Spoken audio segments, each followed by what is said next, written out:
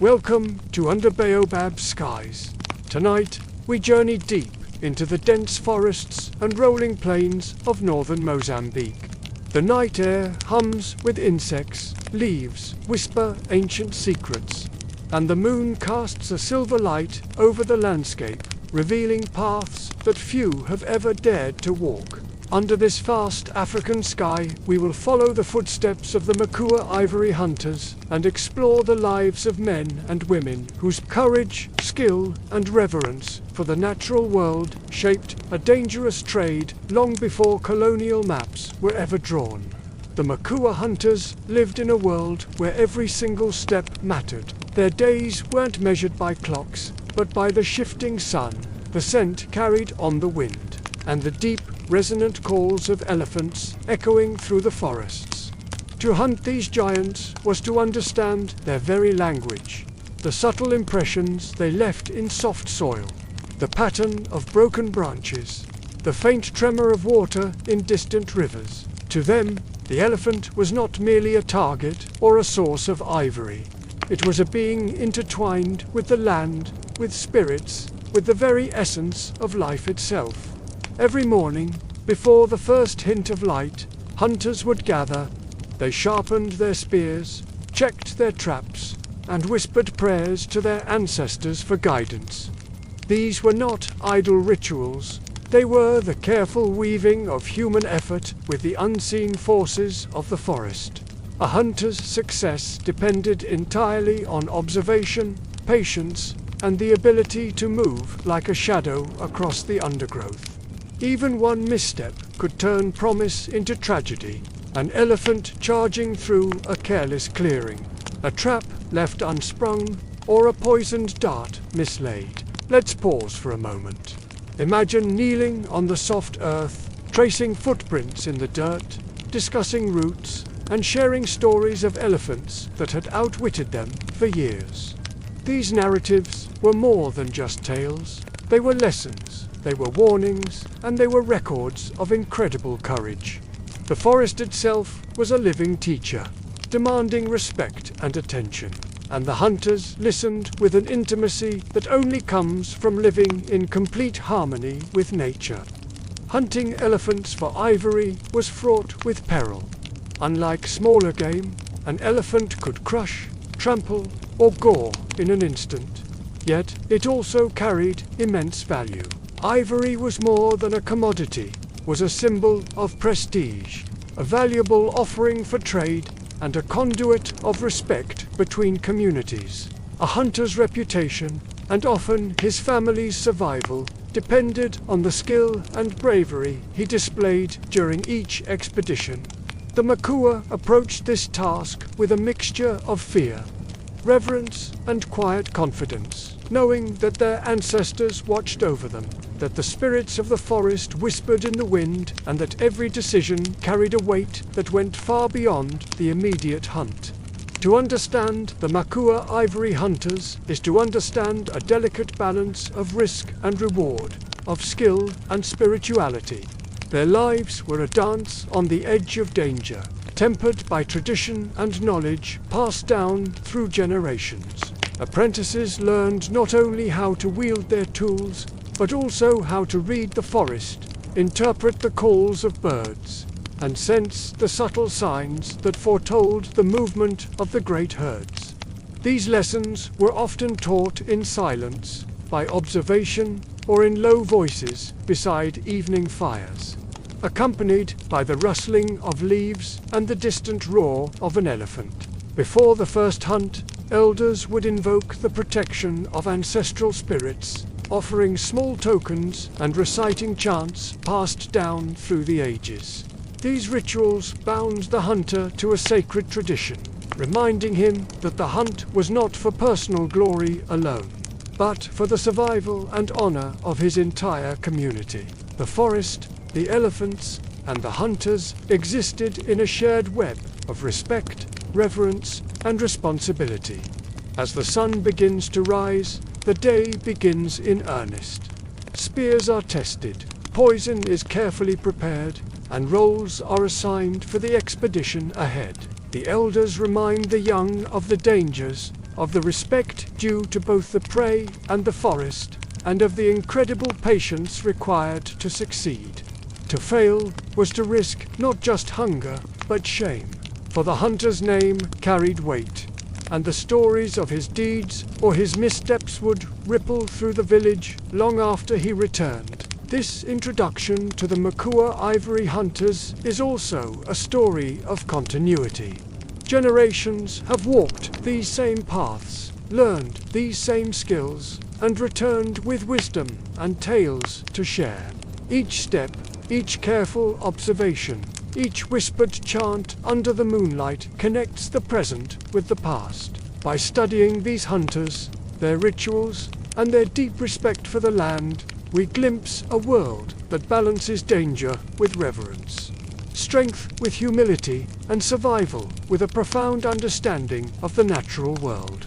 Tonight, under the stars, let us listen to the whispers of the forest, the echoes of ancient footsteps, and the quiet courage of the Makua Ivory hunters. Their story is a powerful testament to the human spirit, deeply intertwined with nature and tradition. With patience and reverence, we will follow their path, stepping lightly alongside them, feeling the weight of their spears, the anticipation of the hunt, and the gentle guidance of their ancestors. Thank you for joining us on this journey.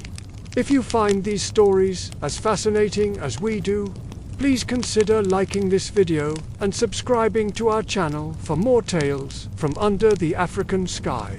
You are now under baobab skies, and our story begins now.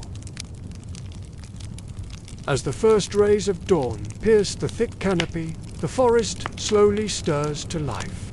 A delicate mist clings to the ancient roots of towering trees, and the air, still and cool, is punctuated by the first tentative chirps of birds, heralding a new day. Here, in this primal world, the Makua hunters begin their silent vigil. They kneel on the damp forest floor, their movements fluid and practiced.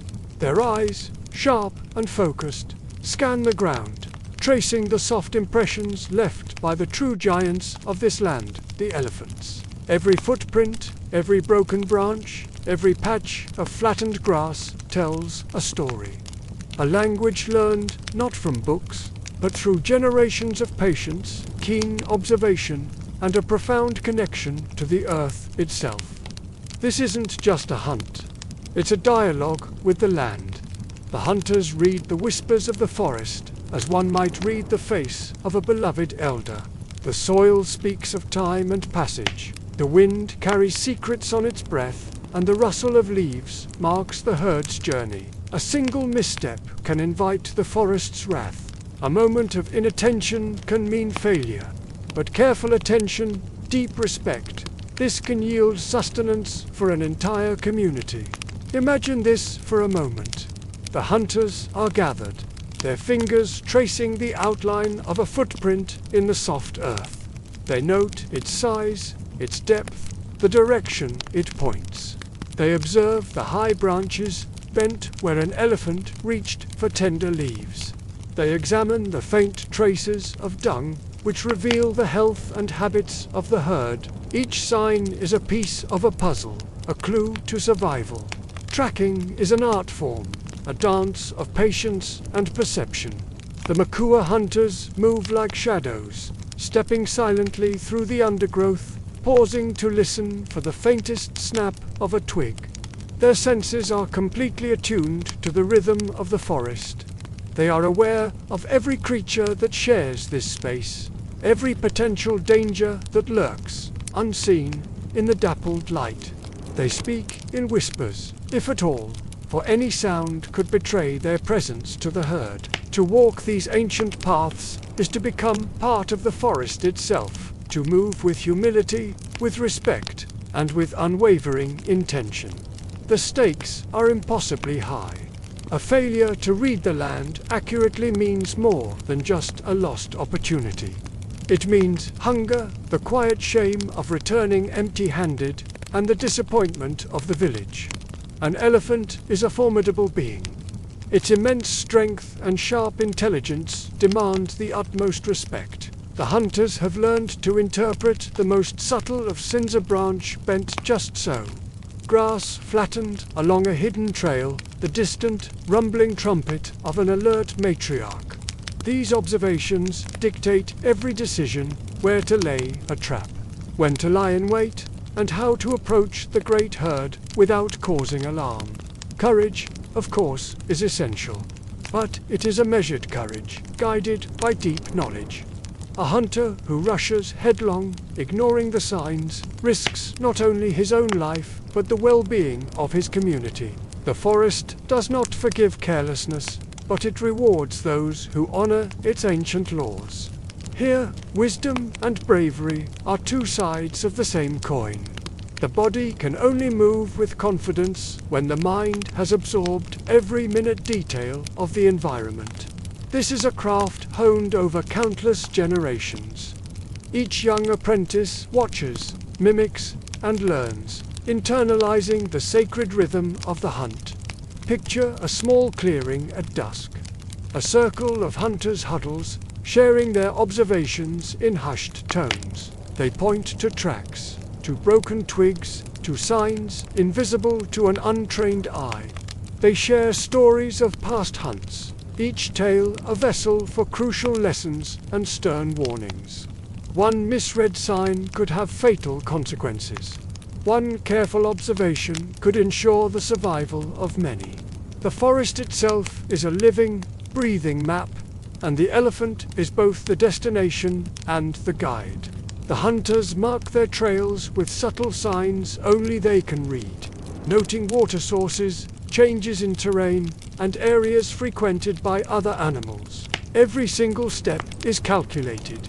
Every glance is meaningful. The rhythm of their walking becomes a form of meditation, a seamless blending of body and mind into a single instrument of heightened awareness.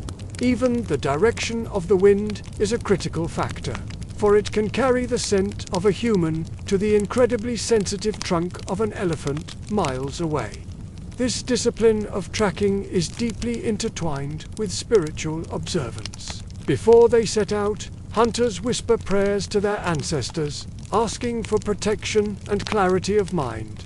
The charms tied to their spears, or worn as talismans, are not mere superstitions. They are powerful reminders of the delicate balance that exists between human action and the natural order.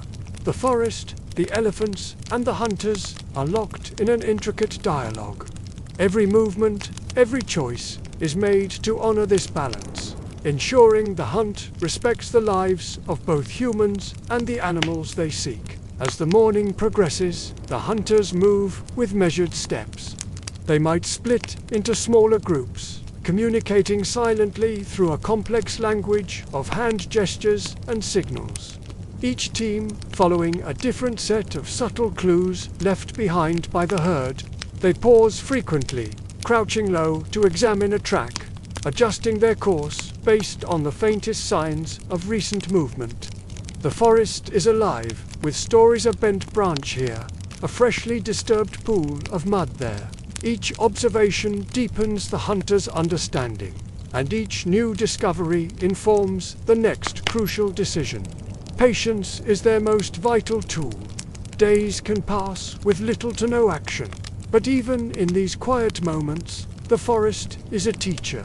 Watching an elephant feeding on distant foliage, the way a bird swoops over a clearing, a sudden rustle in the undergrowth, each event teaches patience, respect, and foresight. These are the lessons silently imparted to the young hunters, who mimic their elders' every motion, absorbing the wisdom that will guide them for the rest of their lives. By mid-morning, the hunters are completely immersed in the rhythm of the forest. The lines between self and environment begin to blur. The feeling of the wind on their skin, the rich scent of damp earth, the distant calls of the hurdle are interpreted with an acute, almost preternatural sensitivity. The hunt is so much more than a simple pursuit. It is a conversation with the natural world, a negotiation of skill, safety, and profound respect. Only those who are truly attuned to this dialogue can survive and thrive here. As the sun climbs higher in the sky, shafts of light break through the canopy, casting dappled patterns across the forest floor. The hunters pause to rest in the shade, their eyes ever watchful, noting changes in soil moisture, the angle of the sun, and the distant, shifting shapes of the herd. Every decision is guided by an immense library of accumulated knowledge, ancestral wisdom, and an unwavering sense of responsibility. One misjudgment could endanger lives, while careful, patient observation ensures the sustenance of the village and the continuation of a sacred tradition. The forest breathes, alive with subtle motion. The trackers remain patient, their senses attuned to every sound, every smell, every movement. Here, in the quiet hush of the wilderness, the art of hunting elephants is revealed for what it truly is: a delicate, beautiful balance of courage, wisdom, and reverence. The hunter's profound connection to the land, to the elephants, and to each other exemplifies a life of discipline and respect. This is a world where every footprint tells a story. Every broken twig is a warning, and every quiet observation is a key to survival. Following in the footsteps of giants, the Makua move with a grace, an understanding, and a quiet determination that has echoed through these ancient forests for generations. In the soft, early light, as shadows stretch long across the mossy floor of the forest, a quiet gathering takes place. Here, in a sun-dappled clearing, the hunters assemble. This is where courage is first forged, not in the heart of the chase, but in the meticulous act of preparation. It is in the careful crafting of tools that will soon decide the balance between life and death. Watch as a hunter selects a piece of hard, resilient wood. This isn't just any branch. It's chosen for its strength, its ability to stand firm against wind and rain. The spear begins to take shape, each shaving of wood a deliberate act. The shaft is polished until it's smooth and true, its weight balanced perfectly in the hand. Every curve, every taper is intentional, a design born from generations of trial and error, guided by the wisdom of elders who have walked these same paths for a lifetime. To craft a spear is to enter into a quiet conversation with the forest itself. It's a process of listening to the wood, understanding its grain, and shaping it into an extension of the hunter's own will. The materials are all gifts from the land. Twisting vines become durable lashings. Sinews and cords from previous hunts provide flexible, strong bindings. And at the tip, a piece of sharpened stone or iron is patiently shaped and secured. Each spear is more than just a tool. It embodies both the physical and the spiritual. It carries the skill of its maker, the lessons of ancestors, and the collective hope for a successful hunt. It's a testament to a deep connection with the natural world. Now, let's talk about a silent, powerful ally: poison. This isn't something taken lightly. It's gathered from the most secretive corners of the forest, from specific barks, saps, and roots. The elders lead this process, their voices a soft chant as they select each ingredient. They hold the knowledge of potency and care, passed down through countless generations. This knowledge is critical, because if the poison is prepared improperly, it can harm the hunter as easily as the prey. But when handled with discipline and respect, it becomes a silent partner in the hunt. The preparation is meticulous, a careful process of grinding, mixing, and testing in small, controlled amounts, always under the watchful eye of hard-earned wisdom. But the preparation doesn't end with physical tools. The hunters also seek strength from the unseen world. They visit the healers for charms and tokens. A small feather tied to a spear, a carved talisman tucked safely into a pouch, a whispered blessing before the work begins. These are not mere superstitions. These acts bind the hunter to his ancestors and to the spirits of the forest. They are a profound reminder that courage isn't just a personal trait, but a shared inheritance, a virtue nurtured in silence and deep respect. These symbols become a form of unseen armor, steadying the heart for the moment the ground trembles beneath the feet of a great elephant. Let's just pause here for a moment. Imagine the scene. The fire crackles, a warm point of light in the gathering dusk. The night breathes around them. The hunters are sitting, not in tense silence, but in a comfortable quiet, exchanging nods and soft smiles as they test the balance of their spears and review their tools. There's a rhythm to this work, a slow, methodical pace that seems to mirror the very heartbeat of the forest. Every motion is deliberate, each decision weighed with the gravity of its consequences. It's a moment of shared focus and profound connection. This forging of tools is inseparable from the forging of courage. A hunter learns from a young age that skill without preparation is just foolishness, and bravery without care is an invitation to disaster. The young apprentices watch, their eyes wide with concentration, as the elders demonstrate the proper techniques. They learn how to hold a blade just so, how to test the perfect balance of a spear, how to bind the poison to the tip with unwavering precision. For the most part, silence reigns, punctuated only by the scrape of wood on stone and the occasional low murmur of advice. It's in these quiet hours that true mastery is passed on. This is also where courage is tempered.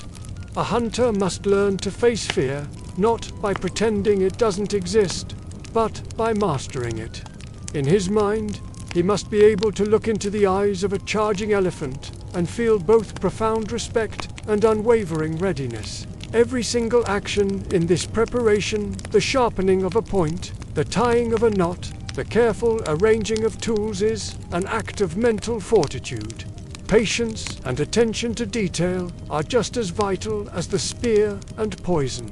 In fact, they are the first weapons a hunter brings to the hunt. Even the simplest actions are layered with deep significance. Tapping a spear to test its tip, tracing the smooth curve of the shaft in the palm of a hand, whispering a quiet blessing over its sharp edge. These are rituals as much as they are practical checks. They build confidence. They bind the hunter's intent to the forest, to the herd he will seek, and to the unseen forces that guide the cycles of life and death in these ancient lands. Let's take another moment. The fire continues its gentle dance. The hunters are now stepping back from their work. Their tools are laid out in a neat row before them. Each spear, each pouch of poison, each talisman is a perfect reflection of their care, their respect, and their readiness. In the deep quiet, it feels as though the forest itself is watching, acknowledging the devotion and meticulous preparation of the men. There's a silent understanding, a shared sense of purpose that hangs in the air. Now they gather the last of their materials. As they do, they exchange quiet nods. No words are necessary. The understanding that flows between them runs deeper than speech. Courage has been stitched into the very fabric of their day's work, a steady, rhythmic pulse flowing through every single motion. They are now ready. They are ready to step into the unknown, guided by hands trained in ancient crafts, hearts honed in respect, and spirits deeply connected to the generations who came before them. The forest around them is alive with sound, the distant trumpet of elephants echoing through the trees, the whisper of leaves in the wind, the faint scuttling of small creatures in the undergrowth. These sounds aren't a distraction. They are a constant reminder of their purpose. The hunt is never solely about taking, it's about understanding, about maintaining balance, and about ensuring survival for their community. And courage is the ultimate measure of this understanding. It's not a brash or loud quality, but a quiet, steady, and resolute strength that comes from within. As the sun climbs higher in the sky, the day's preparatory work draws to a close. The spears are sharpened to a fine point. The charms are tucked securely away, and the poison is stored safely for the journey ahead. The hunters step back one last time to survey their efforts. A silent pride emanates from them, pride in the discipline and focus they have shown, a focus that the forest itself seems to honor. Each tool now carries the weight of their preparation, each talisman the whispers of their ancestors, and each hunter the steady pulse of courage that was cultivated here under the dappled light of the Mozambican forest. As the sun dips behind the distant hills, painting the sky in shades of amber and rose, the hunters gather around the fire. The day's labor has ended. In the softening light, they take their places in a circle, their shadows flickering across faces lined with concentration and the quiet weight of responsibility. This is the council of the hunt. A time when the forests hum and the fire's crackle converge with human intention, and the paths ahead are traced in words and gestures. Here, by the fire, the elders speak first. Their voices are calm, deliberate, carrying the wisdom of many seasons. Each word is measured, a reminder that in this world, patience and clarity are as vital as speed and strength. Plans are laid with meticulous care, which hunters will follow, which tracks, who will carry the heavy spears, and who will watch the winds for the subtle signs of elephants stirring in the tall grasses. Roles are not assigned lightly. They are a reflection of skill, experience, and a deep, intuitive understanding of each man's character. Promises are then made aloud, binding the men to each other, to the hunt, and to the elephants they will pursue. These vows are sacred. They carry the weight of ancestry and the unwavering expectation of honor. I will follow my path with care, one hunter murmurs, his voice a low hum against the crackling flames. Another echoes the sentiment. I will respect the life I take and the life I encounter. These declarations are far more than just words. They are the very heartbeat of the council, steadying spirits and aligning their collective purpose into a single, focused intent. Of course, the council also includes candid discussions of the dangers that lie ahead. The elders recount past hunts, sharing lessons etched into memory from both failures and successes. Stories are shared of sudden, violent storms that swept through the plains without warning, of elephants that turned with unexpected fury, and of hunters who misread the wind and learned a hard lesson in humility. Each narrative is a teaching, a practical guide for navigating the immense uncertainty of their world. It is a constant reminder that the forest and its creatures are powerful forces not to be conquered but to be respected with every step. Let's just pause for a moment. Listen to the fire crackling gently as the night breathes around us. Picture the hunters leaning forward, their faces illuminated by the flames, absorbing each story, feeling the weight and rhythm of experience shaping their understanding. Every pause in speech is intentional, a space created to allow the wisdom to settle deep into their minds and hearts. Slowly, soft chants begin to rise, weaving through the council. These are not songs of celebration, but of focus and protection. A low, steady rhythm calls on ancestral spirits, invoking their guidance and vigilance for the dangerous task ahead. Each hunter adds his own murmur to the collective sound, his heartbeat joining the group's shared pulse. The chants serve to calm the nerves, to center the mind, and to sanctify the night's important deliberations. Maps of the forest and remembered tracks are traced in the sand or dust at their feet. The paths are indicated with careful lines, and small markers of carved wood are placed to show key locations. The hunters discuss contingencies. What to do if a herd splits unexpectedly, how to respond if a sudden rain obscures the tracks, and how to communicate silently across the long, open distances of the bush. Strategy and intuition intertwine, and the council becomes a living organism, feeding on the deep well of experience from the elders and the untamed courage of the youth. Rituals punctuate the council throughout the evening. Before the night concludes, each hunter touches a personal talisman or a carved spear, whispering a private vow to his ancestors and to the elephants themselves. These acts are solemn and intentional, a bridge between the human and the spirit world. They honor the creatures they seek, the forest that shelters them, and the long line of hunters who have come before. Courage is reinforced not through brash words, but through these measured, sacred gestures that connect them to something larger than themselves. Let's pause again for a moment. Listen to the fire crackle gently as the night breathes around us. Imagine the group leaning back now, their faces turned upward, gazing where the stars pierce the forest canopy. They feel a quiet, profound connection to both the sky above and the earth beneath their feet. The air is thick with anticipation and respect, and the deep hush of the night becomes a companion to the hunter's thoughts. As the darkness deepens and the fire burns lower, the council draws to a close.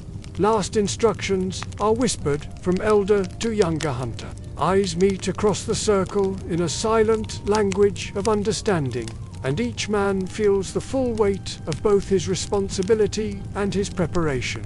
Tomorrow, the forest will awaken with new challenges and surprises, but tonight they are united in their purpose, steady in their hearts, and guided by the timeless wisdom of those who walked these same paths before them. With a final, respectful nod to the elders, the hunters disperse. Some gather in small clusters, speaking in low tones, while others retire under the shelter of the trees, their hearts steady, their minds alert. The vows spoken by firelight linger in the cool night air, a quiet promise that courage, preparation, and respect will guide them through the dangers ahead. The forest, listening, seems to exhale in acknowledgement, wrapping the hunters in a calm embrace that tempers fear and honors their profound intention. Dawn creeps softly over the horizon, painting the sky with muted streaks of gold and pink. Here, in the heart of Mozambique, the air is heavy with dew, clinging to every blade of grass, every leaf, and carrying the rich, deep scent of earth that has rested through the night. As the first light touches the land, the hunters rise. They move quietly, their actions deliberate, like shadows materializing in the early light. There is no sense of haste, only the patient, practiced rhythm of preparation. In this place, there's an unspoken understanding that the forest demands respect, and every living thing within it. Each hunter begins the ritual of checking his equipment. Spears, passed down through generations, are sharpened until their tips glint in the faint morning glow. The fletchings of arrows are meticulously aligned, ensuring a true and steady flight. Small, carefully crafted vials of poison are secured, a testament to the hunter's deep knowledge of the natural world. But these are more than just tools. Charms, carved from wood or bone, are tucked beneath belts or slung over shoulders. They are whispers of ancestral protection, each object imbued with stories, with prayers, with the hopes of the community they represent. These tools and talismans are extensions of the hunter himself, embodying both immense skill and solemn intention. The forest is waiting, and every sound, every footstep must be measured, mindful and deliberate. The elders lead the way, their eyes, honed by countless sunrises like this one, scan the damp soil for the telltale signs of elephants. A broken twig here, a scattered set of footprints there. The subtle but unmistakable impression left by massive wattle are read with a practiced precision that seems almost supernatural to an outsider. A profound silence stretches between the hunters, punctuated only by the occasional whispered instruction or the faint, almost inaudible rustle of leaves as they pass. Here, in the sacred hush of dawn, the forest speaks its own language, and those who have spent a lifetime learning how to listen are guided by its voice. The trackers are masters of interpretation. A single bent blade of grass can suggest that a herd passed this way just yesterday. The direction of a shallow depression in the soft earth might reveal the path of a young, lone bull. Every detail is significant. Misreading even a small, seemingly insignificant mark could lead the entire hunt astray, wasting precious time and energy. Following the elders' silent cues, the hunters adjust their positions, spreading out like shadows along the contours of the land. They become part of the landscape, invisible, yet intensely alert. Let's just pause for a moment here. Imagine the scene. A fire crackles gently, its embers a warm contrast to the cool night air breathing around us. The first light of day glimmers on dew-laden leaves, and in the distance, the colossal silhouettes of elephants seem to stir, as if in anticipation of the hunter's approach. This is a moment suspended in time, a primal connection between man and nature. Conversations, when they happen, are soft and purely functional. Follow the northern ridge, one elder murmurs, his voice a low rumble. The ground is loose there. It will carry your weight quietly. These instructions are often layered with cautionary tales from past hunts. Vivid reminders for the younger hunters that arrogance or haste can quickly turn the promise of a successful hunt into peril. The chase is as much a battle of patience as it is of courage. It is a dialogue with creatures that are both immense and profoundly intelligent. The hunters move with a stealth that is breathtaking to witness. Their feet sink into the softened soil without a sound, their bodies bending and weaving to match the contours of the terrain. Every step is deliberate, each gesture measured to avoid alarming the giants they pursue. Here, skill is silent and invisible, woven into the intricate dance between human and forest. But they are not the only ones who are aware. The elephants, with their sensitive feet, can sense vibrations through the ground. They listen to the rhythm of the earth and the air, attuned to any disturbance. The hunters, in turn, interpret every signaler, distant trumpet, the sway of a tree, branch adjusting and anticipating with an acute, razor-sharp precision. As the morning deepens, the signs of the herd become clearer, more immediate.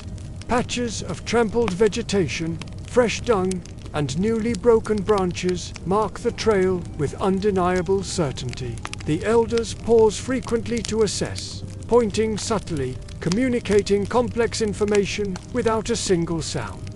The younger hunters absorb the rhythm of the movement, learning to read the forest's language not from a book, but as part of a living continuum that stretches back across countless generations.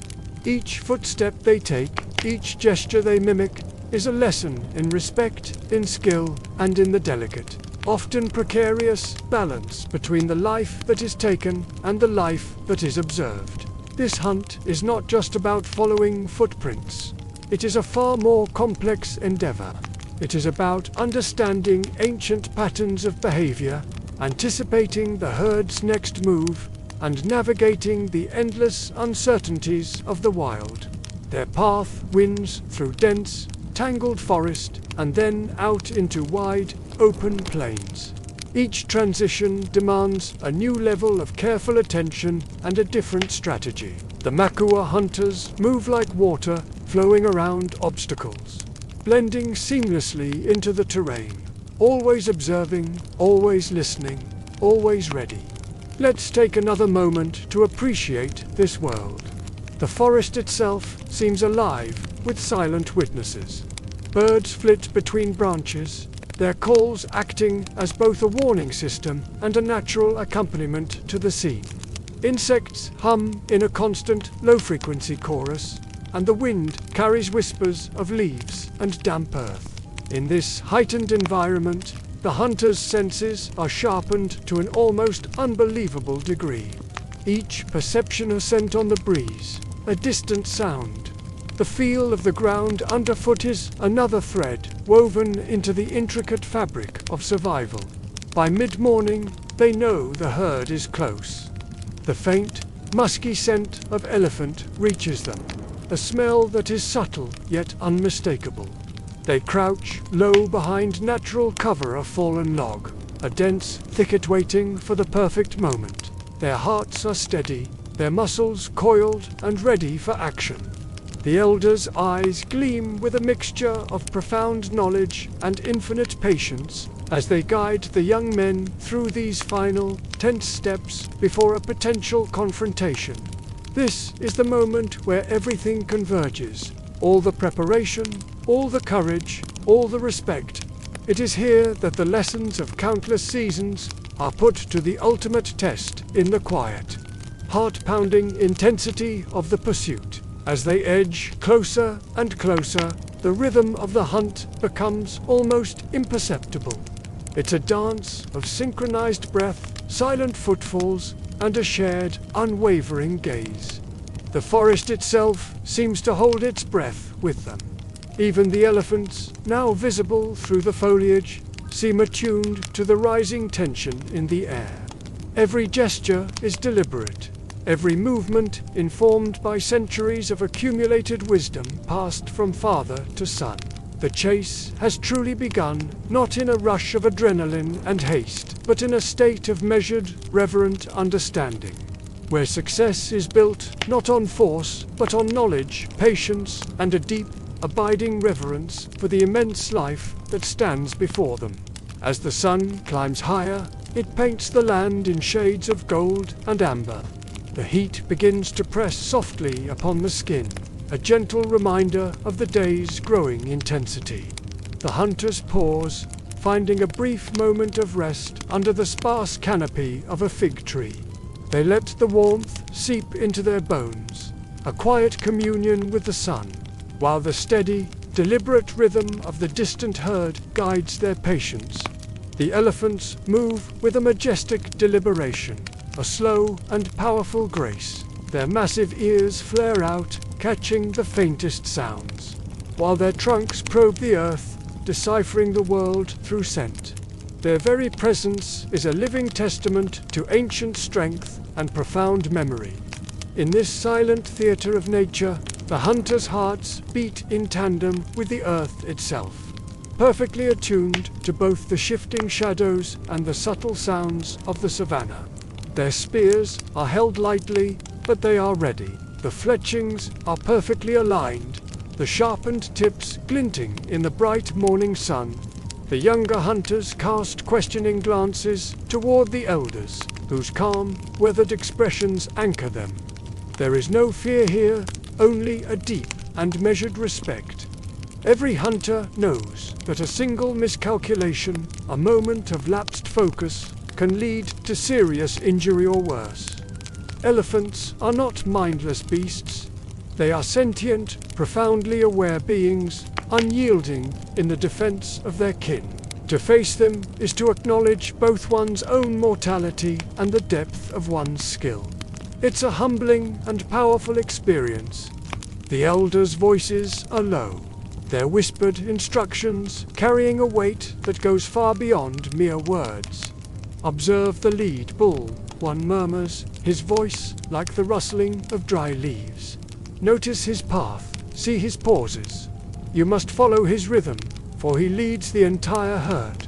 Another elder adds, his gaze fixed on the horizon. Do not rush. The forest is always watching. The wind carries every sound, and these giants, they remember.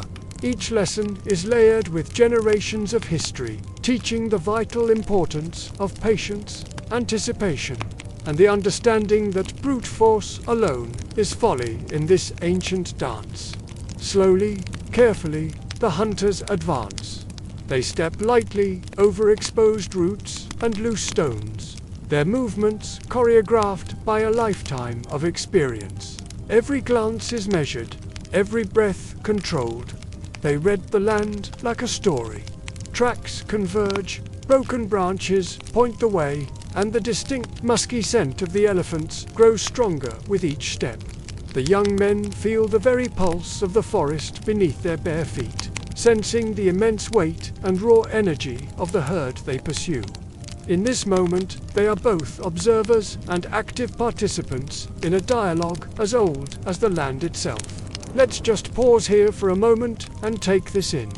The wind drifts gently across the vast plains, stirring the tall grasses and whispering through the acacia trees. The low, resonant rumbles of the elephants travel through the earth itself, vibrations that speak of power, of kinship, and of memory that stretches back through time. The hunters breathe with immense care, consciously matching their own rhythm with that of the giants they pursue. They are learning to move invisibly, yet with an unwavering sense of purpose. The first true encounter is both sudden and silent. From a fold in the landscape, a crease in the earth, the lead bull emerges. His tusks gleam like polished ivory, his trunk swinging with an air of absolute authority. Instantly, the hunters freeze, melting into the shadows of the tall grass. They understand that the success of this hunt lies not in aggression, but in careful, patient observation. They note every single movement, the subtle sway of the ears, the powerful flex of the trunk, the almost imperceptible signals he sends to the young calves grazing nearby. This is knowledge written in motion, a series of lessons available only to the patient eye. The hunters move along the periphery of the herd, a living, breathing shadow. They never confront the elephants directly, but constantly adjust their position based on the herd's pace and direction. Their senses are sharpened to a razor's edge. Eyes, ears, and instincts are all working in perfect harmony. Every subtle shift in an elephant's posture, every flicker of a tail, carries a specific meaning. The elders interpret these signs and teach as they go, pointing silently, guiding the young hunters through invisible pathways that offer both life-saving cover and a strategic advantage. This is a communion of movement, a quiet, intense test of courage, strategy, and profound respect. By midday, the sun is high and hot. The hunters have positioned themselves strategically around the herd. Each spear bearer knows his angle of approach, each scout his optimal distance. They are not driven by haste or excitement, but by a deep sense of alignment with the land and its most magnificent inhabitants. Softly, they begin to chant. Their voices are low, their tones mingling with the sound of the wind and the distant calls of birds. They are invoking ancestral protection and calling upon the courage of those who walked these paths before them. These words are not mere ritual. They are lifelines, a way of harmonizing their human presence with the ancient, powerful rhythm of the forest. The elephants finally pause at a riverbank. They drink deeply, splashing water over their backs with their trunks, completely oblivious to the watchful eyes hidden just beyond the reeds. The hunters take note of everything. They see the subtle shifts in the water's current, the ripples and scents that reveal the herd's composition and its overall temperament. Observation has now become the foundation for action, and that action is guided by knowledge, intuition, and wisdom inherited through countless generations. Every single decision weighs consequence and honor, survival and respect, which are forever entwined in this sacred act. Let's pause again. The sun drifts higher, casting long shadows that stretch like fingers across the plains. It feels as if the entire forest is holding its breath, waiting as humans and elephants engage in this silent, timeless dance. The hunters' hearts echo the rhythm of life all around them, steady and alert, yet strangely calm in the presence of such immense, powerful creatures. With the herd now fully visible at the water's edge, the elders communicate in a silent language of gestures and hushed whispers. Now we move, one instructs, his eyes never leaving the elephants. Step lightly, aim wisely, and respect always. Each hunter internalizes this command, understanding that this hunt is not just for sustenance. It is for maintaining harmony between man, spirit, and beast.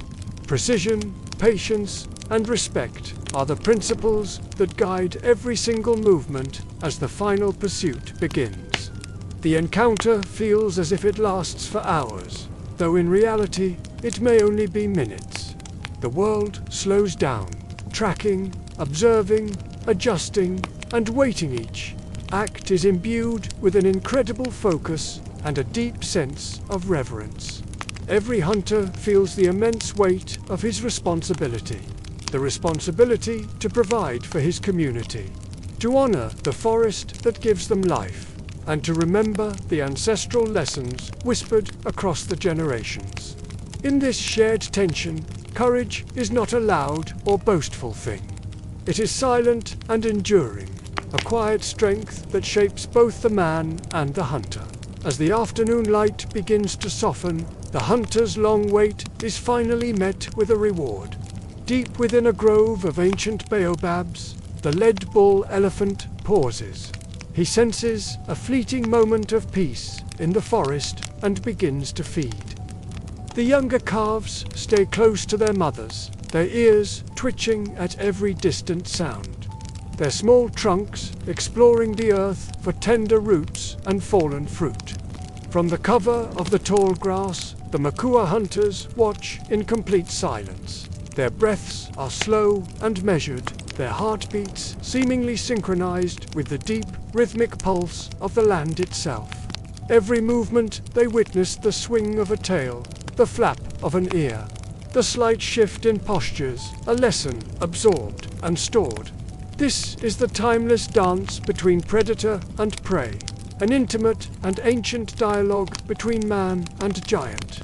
The elders, their faces etched with the wisdom of countless seasons, exchange a subtle nod. These silent gestures carry the weight of years, a language of accumulated knowledge passed down through generations.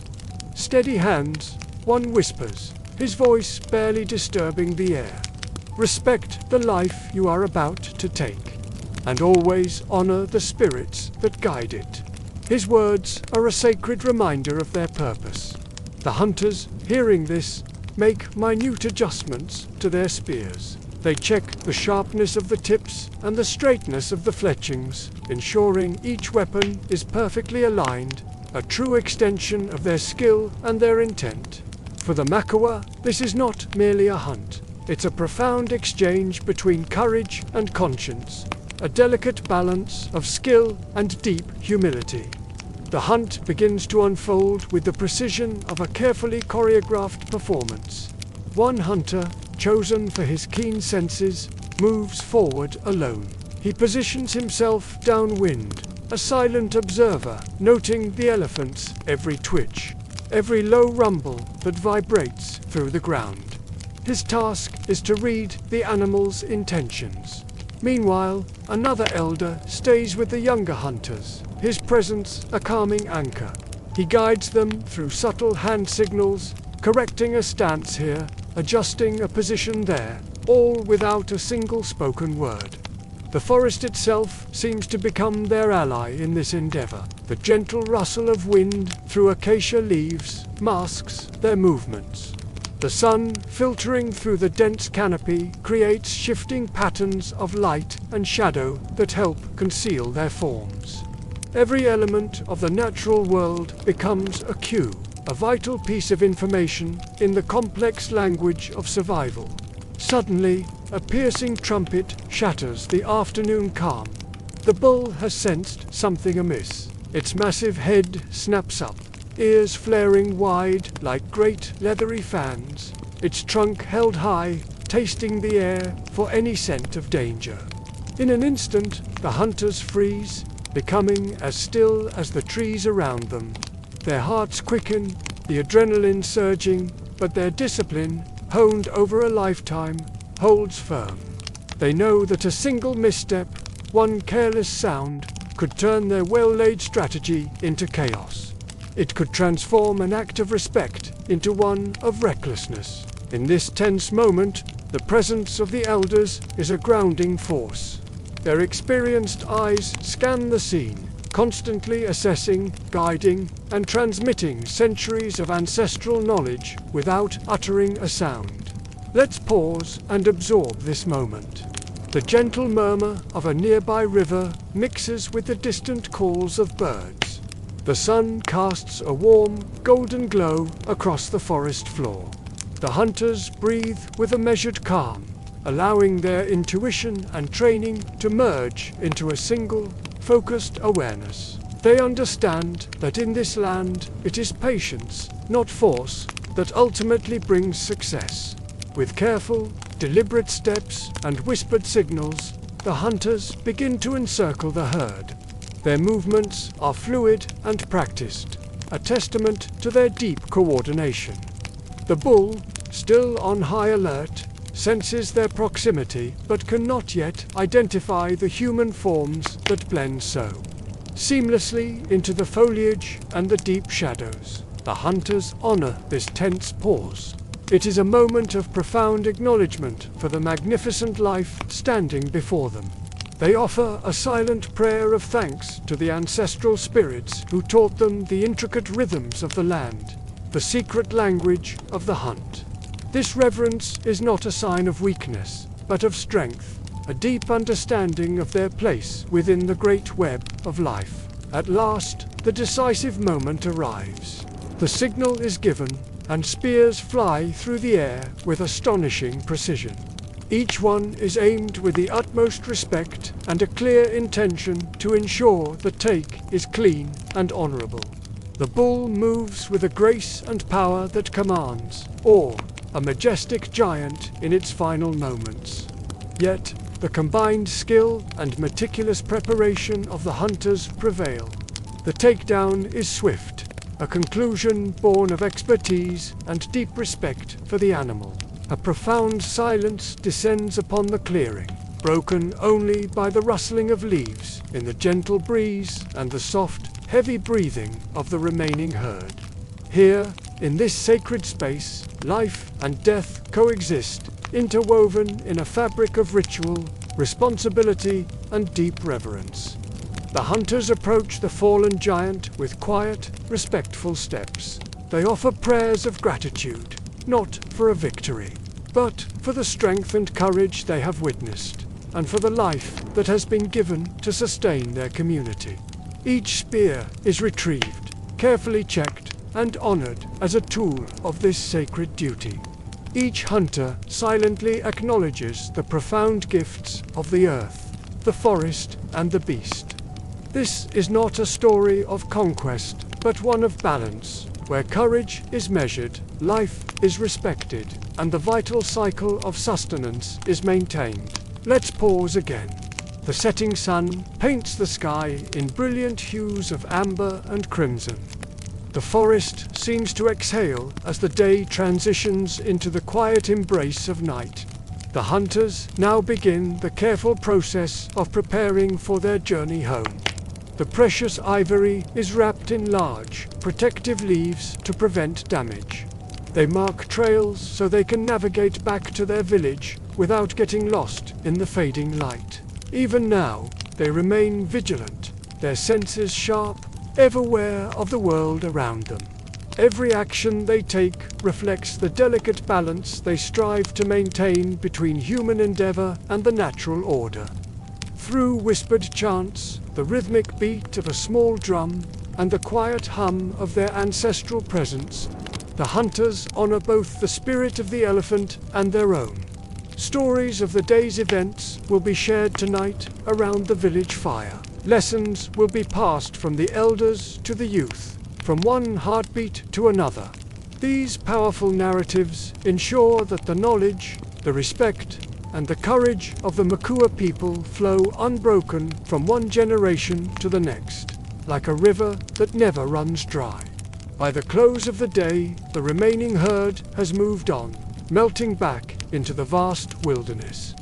The forest resumes its subtle, ancient rhythms, as if nothing has disturbed its peace. The hunters, too, begin their return, carrying with them both the bounty of their hunt and the wisdom gained from the experience. The journey home is quiet and reflective. It is a walking meditation on skill, on survival, and on the sacred ties that bind them to the land, to the animals, and to the spirits of their ancestors. In this sacred partnership, life is preserved, stories are kept, and the timeless lessons of the hunt live on, not just in their minds, but deep within their hearts and their collective memory. In the vast, sun-drenched plains of Mozambique, where the wind whispers through tall grasses, the fields of the Makua people hold both promise and peril. Here, the millet and sorghum are more than just crops. They are tender shoots of green, reaching skyward, seeking the warmth of the sun and the blessing of rain. But on the horizon, unseen threats hum with a quiet menace. In this land, the hunter-guardian of the crops is not merely a farmer. They are a sentinel, a protector, deeply attuned to the smallest signs of imbalance that can summon ruin. Birds wheel in the air above, their shadows flitting across the rich soil, while locusts gather in murmuring clouds that ripple like living waves. Every movement in these fields tells a story. A sudden rustle of grass, the synchronized dip of 1,000 wings. The soft crunch of a beetle under footage is a signal, a message sent from the natural world. The elders have passed down the wisdom that these creatures, though small, carry the weight of ancestral warnings. A flock of birds, descending with coordinated precision, can strip the soil of its life in a single day.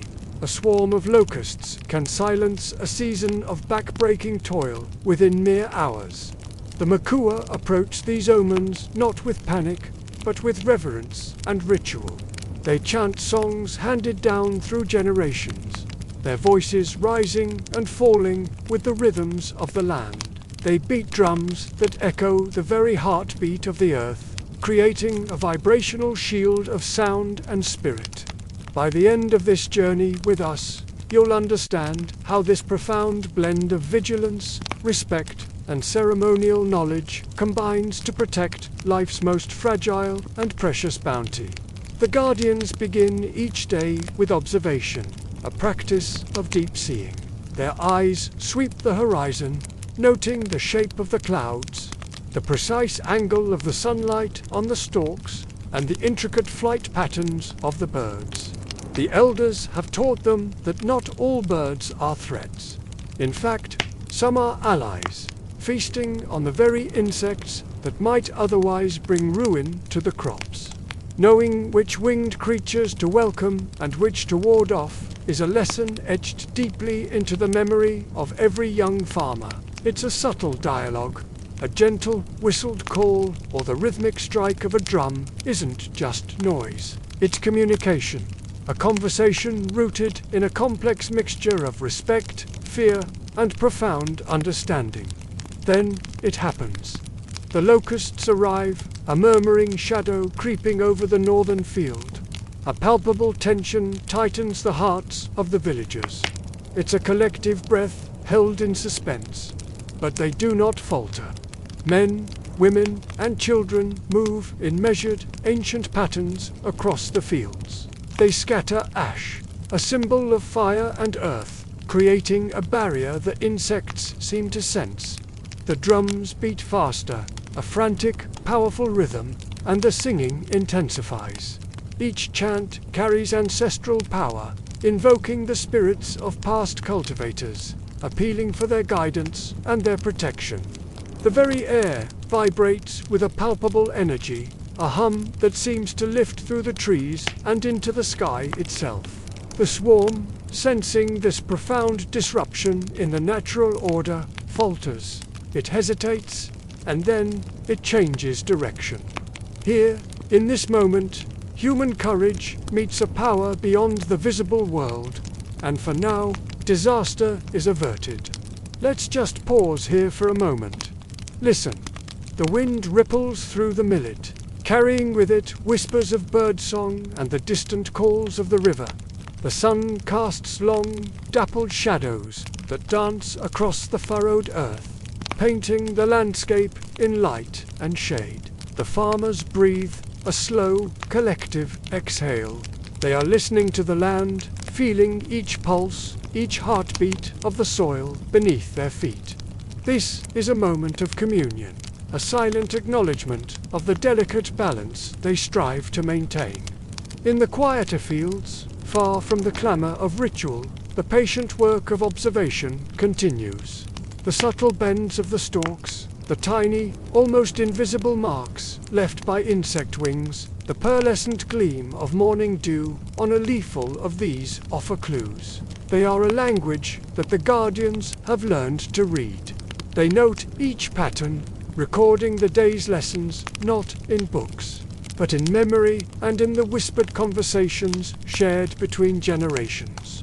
It is through this extraordinary patience, this deep attentiveness, and this harmonious alignment with nature that the crops endure against the persistent threat of hunger with wings. As the drums signal midday, the guardians gather to share their findings, pooling their individual observations into a collective well of knowledge. One young boy, his eyes sharp and clear, points out the barely visible tracks of beetles along the moist earth near the roots of the sorghum. An elder nods, his face a mask of serene wisdom, and advises a specific chant and a careful sprinkle of ash along those very rows. This is not superstition. It is a science of the spirit, a practice honed over centuries, a partnership of knowledge, rhythm, and profound respect.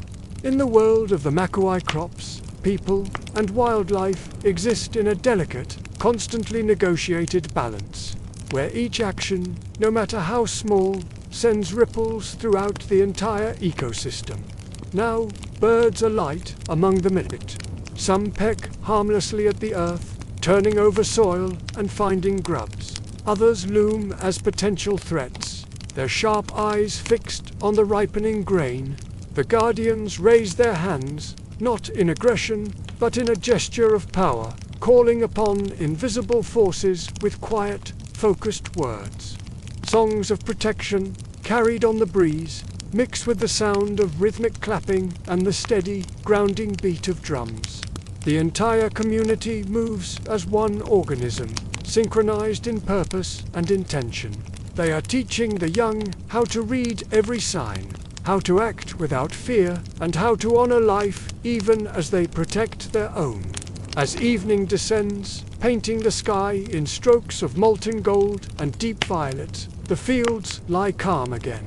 The locusts have passed, the birds have returned to their roosts in distant trees, and the guardians, weary but ever alert, gather around small, flickering fires at the edge of the cultivated land. Stories are shared, their voices low and steady in the growing dark. They recount the day's victories and its mistakes, ensuring that vital knowledge travels forward, carried on the vehicle of memory. The lessons of the day, wrapped in the sacred cloth of ritual and observation, are woven into the growing, living fabric of their communal wisdom. Nightfall brings a time for reflection. Above, the stars emerge, silent and ancient witnesses to the day's human diligence. In the quiet of the night, every shadow, every whisper in the wind, every flicker of movement in the darkened fields is interpreted, respected, and understood. The guardians of the crops, through their unwavering patience, their sacred ceremonies, and their deep attentiveness, ensure that the fragile cycle of sustenance continues for another day, another season. Each harvest, Each single seed that is planted and protected is a triumph. It's a victory not only over the whims of nature, but over the ephemeral, fragile nature of human survival itself. And so, as the village sleeps, lulled by the sound of distant drums and the gentle rustle of leaves, the crops rest safely beneath a vast canopy of stars. They are watched over by vigilant hearts that have learned to read the wings of hunger and to respond not with violence, but with respect, ritual, and a quiet, unshakable courage. In the heart of Mozambique, the Makua lands unfold as a vast tapestry of golden earth, winding rivers, and scattered trees that bend beneath the African sun. Here, during the long, arduous dry season, the fields of millet and sorghum shimmer with a brittle patience, waiting for raindrops that sometimes refuse to fall. Drought is an invisible predator, a silent stalker creeping across the plains, leaving behind a legacy of parched soil and anxious hearts. The guardians of these fields, the Makua people, carry the immense weight of survival. They move with an ancient grace, a deep-seated knowledge, and a quiet, steady rhythm of practices passed down through countless generations. Water, scarce and infinitely precious, dictates the rhythm of each day. Villagers rise long before the sun, feeling the lingering dampness of the night upon the earth. Their quest begins, a search for hidden springs, shallow wells, and the last remnants of riverbeds that still cradle life.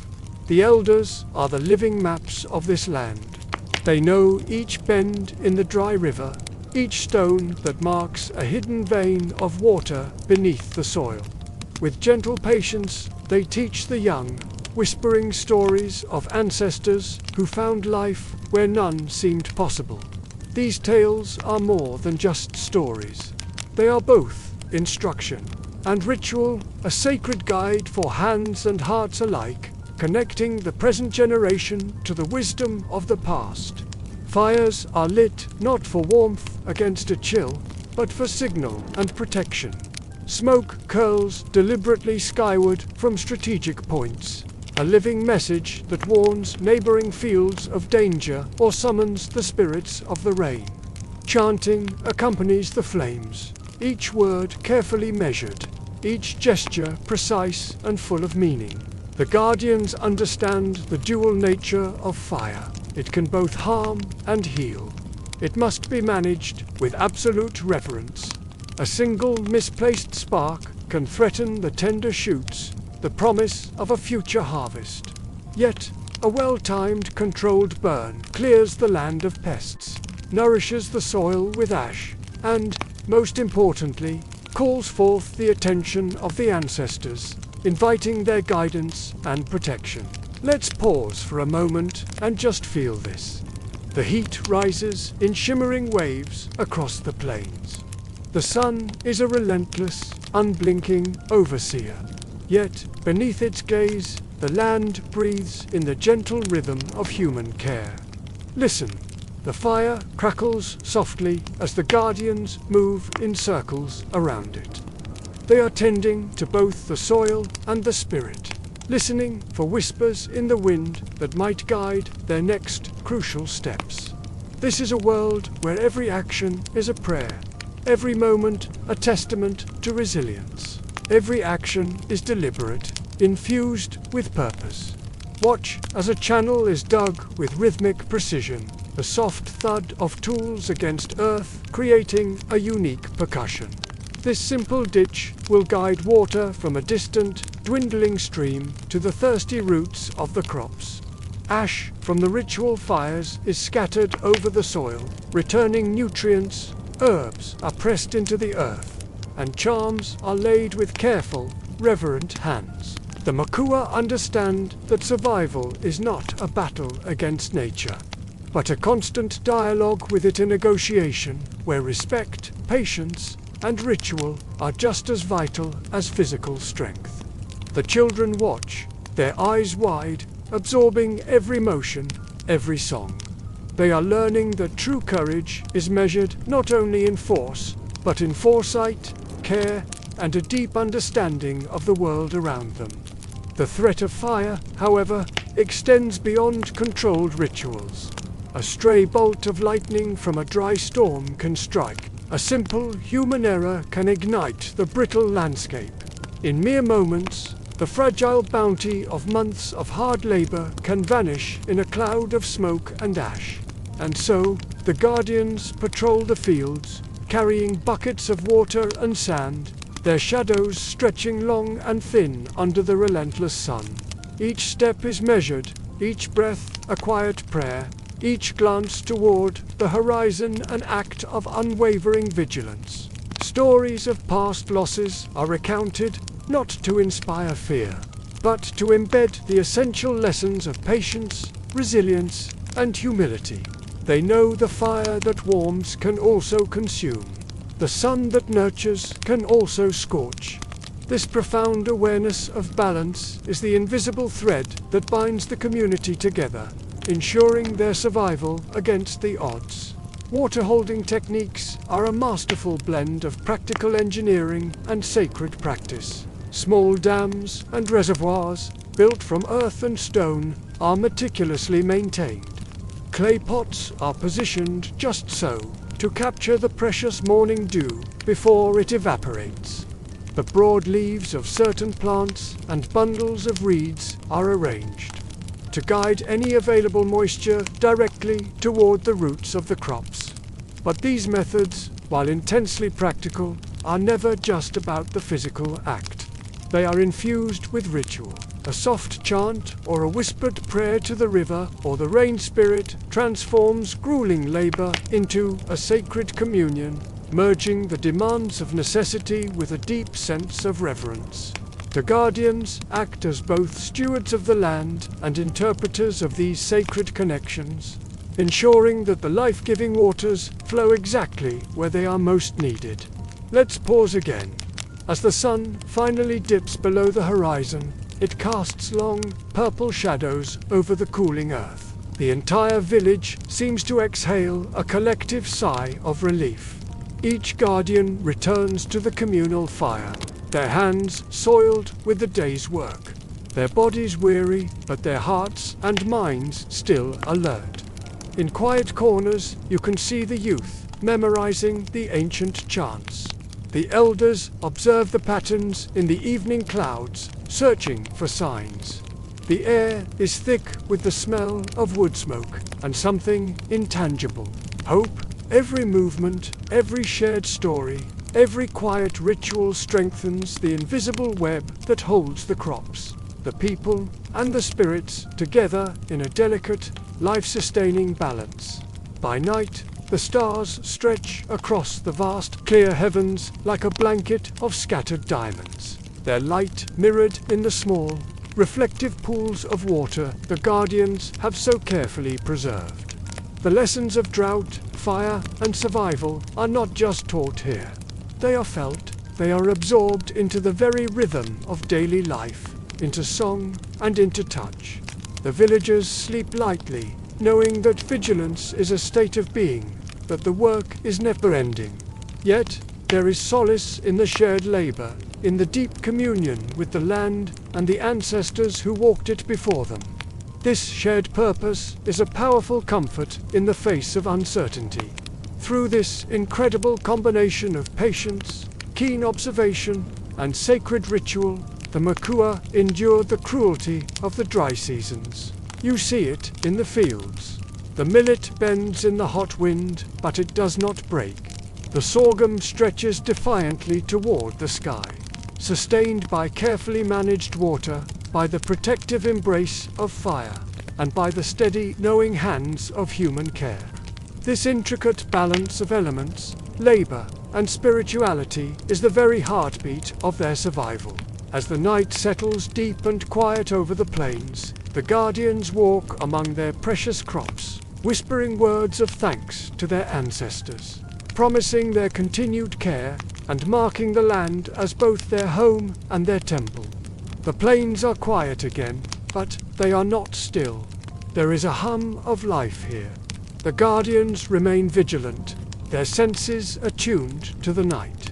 The fields are alive with a subtle, potent energy, a testament to the care they've received. And the Makua people know, with a certainty born of generations of experience, that every single drop of water, every managed flame, every respectful chant is a crucial step toward life, preserved a promise of a future for the next generation.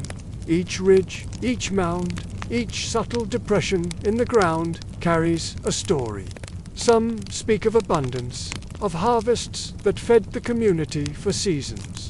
Others whisper of loss, of drought and hardship. To walk across these fields is to read the quiet, profound history of generations. It's to feel the pulse of ancestors and to understand that survival here is a delicate dance between patience, incredible skill, and a deep, abiding respect for the land. The elders teach a fundamental truth: the soil remembers.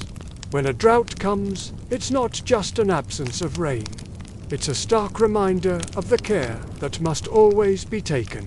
It brings to mind the ancient wisdom of crop rotations, the sacred rituals of tending the earth, and the crucial practice of letting fields lie fallow to recover their strength. Every footprint left in the soft earth, every turned clod of soil, every single seed planted with ritual and reverence, each one is an entry in this living ledger.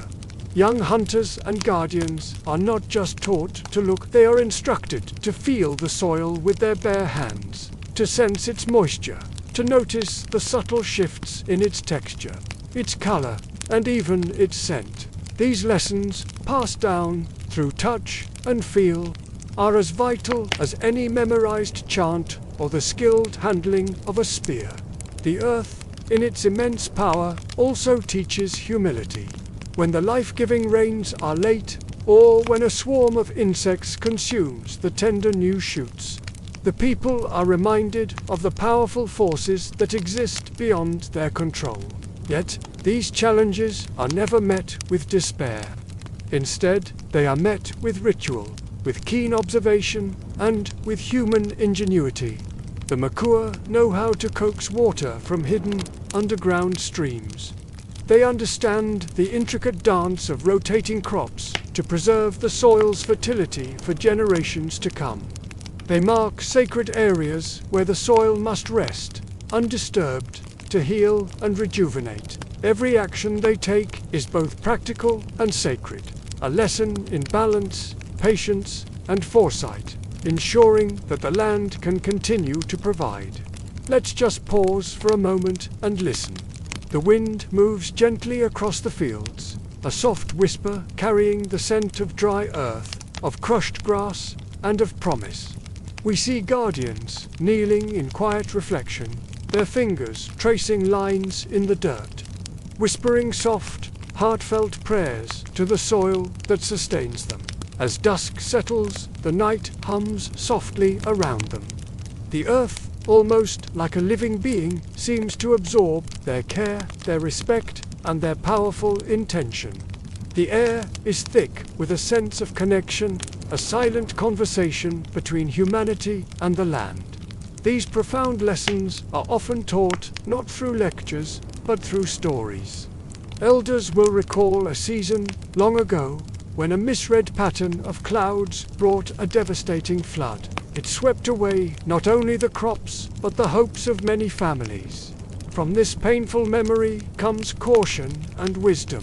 The community learned that the timing of planting is sacred, and that reading the skies is a practice that is both a science and a spiritual act. Young children watch, absorbing these tales with wide, captivated eyes. Their small hands learn the subtle, precise gestures of planting, of tending, and of harvesting, slowly understanding that each act touches not just the present moment, but the collective memory of all who came before them. Observation is the very foundation of survival in this landscape.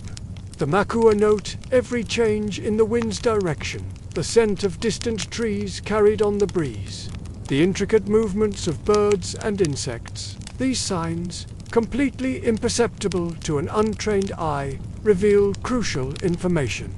They can show where moisture lingers beneath the surface, where pests might be gathering, or where the ground is becoming weak and unstable.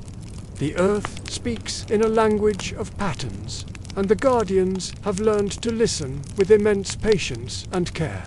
Even a single cracked stone might indicate a source of water deep below. Even one bent stalk of a plant could signal an impending blight that needs to be addressed immediately. Let's pause again and absorb the sounds of this place. The calls of night animals echo faintly across the plains, a constant reminder of the interwoven network of life that connects every living thing here. Guardians trace familiar pathways through the fields, their senses alert, mindful of both the prey they hunt and the pests they must manage. They mark spots where a gentle intervention is needed. They move with a palpable reverence, their footsteps an offering to the ground, their labor a form of prayer. Their presence is not one of dominance, but of partnership. The Makua also read the earth as a teacher of endurance. The long days spent under the hot sun, the toil that continues even through fatigue, and the constant vigilance required in the face of potential hunger, all of these are lessons inscribed in the very fabric of the land. The hands hardened and calloused by the soil, the backs curved from the labor of planting and weeding, the eyes ever attentive to the most subtle changes in the environment. All of these are shaped by the lessons of the earth. It teaches resilience, respect, and rhythm. It shows that life moves in cycles. Those who listen, who follow its guidance, are rewarded with sustenance and life. Those who disregard its wisdom may face the harsh reality of scarcity. In teaching the young, the elders masterfully combine ritual, story, and action. You will see them place offerings at the roots of revered ancient trees, whispering encouragements to the fields as if they were dear friends, and chanting the names of the ancestors who first coaxed life from these very plains. Each act is deliberate, designed to strengthen the sacred bond between the people and the soil. It's a process that embeds wisdom, gratitude, and a profound sense of responsibility deep within the heart of the next generation. It is a beautiful, self-sustaining cycle. The earth gives, the humans care for it, and the spirits watch over them both, ensuring the balance is maintained. By the time nightfall blankets the landscape, these lessons have been absorbed not only in the minds of the young, but in the very rhythm of their bodies. Their feet and hands know the contours of the land by heart. Their eyes can read the subtle messages hidden in the crops, and their hearts carry both the weight and the honor of their role as stewards. The Makua understand a profound truth. They are temporary custodians of this land. Their most important task is to pass this knowledge down, shaping the land just as it has shaped them for centuries. As the first stars emerge, their light mirrored in the dew-soaked soil, the guardians offer their final whispers of thanks for the day. Each day of care, each lesson learned and passed on, ensures that these fields will continue to thrive. It ensures that the delicate balance between people, land, and the spiritual world is maintained. The earth has spoken its ancient language, and the Makua have listened. It is a sacred dialogue, carried on the wind, written in the soil, and lived out in the rhythm of their lives. Beneath the vast, open sky of Mozambique, as dusk paints the horizon in shades of violet and gold, the Makua hunters kneel. They breathe in deeply, listening to the stories carried on the wind. For them, a fallen elephant is never just a prize of meat or ivory. It's a spirit, a guardian, a living chronicle of the forest itself. The elders constantly remind the young hunters, the elephant gives its life freely only once, but it demands respect for all time. To hunt is to enter into a sacred pact. To forget this sacred bond is to invite imbalance. not just into the village, but into the very soul of the land. The ritual, the true hunt, begins long before the elephant is ever seen. It starts with the first sighting of its tracks. Each footprint is carefully traced in the soft earth with sand and ash. The hunters whisper gentle incantations, calling upon the spirits of their ancestors and of the elephants. "We honor you." They murmur, their voices soft against the rustling leaves, for your wisdom, your strength, and your protection. In this profound moment, any hunter's pride is tempered by a deep sense of humility, and their courage is softened by an overwhelming gratitude. As the evening deepens, the elders gather the youth around a low, crackling fire. Its smoke curls upwards, like gentle fingers reaching into the night sky. Here, they speak of the elephant not as prey, but as both a teacher and a protector. It is a creature whose sheer presence commands vigilance, patience, and profound respect. Even in death, the elephant remains a powerful symbol of endurance. It represents the weight of memory and serves as the ultimate measure of the forest's generosity. "Never let greed blind you," one elder says, his voice a low rumble like distant thunder. "For the elephant guards this land, and in its passing, it guards our conscience." Let's just pause here for a moment. Imagine the scene, the smoke rising, mingling with the rich scent of crushed leaves and damp earth. The fire crackles softly, as if adding its own affirmation to the elder's words. The young hunters listen in complete silence, their faces illuminated by the flickering flames. They are absorbing lessons that can never be learned through sheer speed or physical strength alone. These are lessons of the spirit, passed down through generations. The ceremony continues with offerings placed carefully upon the earth. Crushed herbs, small tokens from a previous hunt, and hand-carved symbols of the elephant are presented. These aren't just objects. They are gestures of acknowledgement, heartfelt expressions of gratitude for the life that was taken and for the delicate balance that must be maintained. Every single hunter participates, understanding that to honor the fallen is to honor life itself. This act is as ancient as the Makua people, a sacred bridge connecting the past, present, and future. The elders then begin to recount stories of hunts from long ago. These narratives are not shouted, but taught softly, like whispers carried on the wind, bearing both a solemn warning and timeless wisdom. Each story reinforces the central belief that the elephant is not merely an animal to be hunted, but a keeper of a cosmic balance. The children watch intently, their hands folded in their laps, their eyes wide with wonder, their young spirits imprinting these essential lessons for all the years to come. When the time comes to approach the fallen giant, the hunters do so with measured, deliberate steps. They reach out and touch the tusks lightly, feeling the smooth, worn ridges that tell the story of a long life. In low, respectful tones, they speak directly to the elephant, acknowledging its immense strength and pledging that its sacrifice will be honored in every way. The ritual is unhurried, each movement a syllable in a language far older than the trees of the forest. Let's pause again. Picture the shadows of the trees stretching long across the clearing, embracing the hunters and the land in a silent, watchful audience. It's as if the night itself is holding its breath, paying its respects to the sacred ceremony unfolding below. There is a stillness here, a profound sense of connection that transcends the everyday world. The elder leading the ceremony demonstrates the gestures of humility, slow bow, a careful, measured walk, and the gentle handling of the ivory. "The elephant's spirit guides our actions now," he whispers, his voice barely audible above the sounds of the night. "Remember that in every hunt, in every act of courage, we walk with the eyes of our ancestors watching us." The youth carefully mimic his movements, learning firsthand the immense weight of responsibility that must always accompany their skill as hunters. As the ritual draws to a close, the hunters begin to chant softly.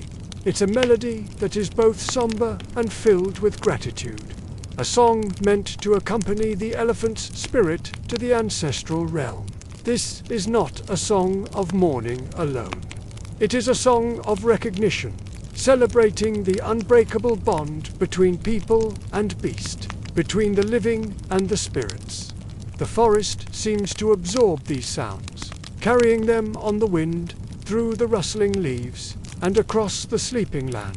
By the end of this powerful ceremony, each hunter carries a new, profound understanding within them. The elephant is both a test and a teacher. Its memory will now shape their courage, their ethics, and their very place within the village community.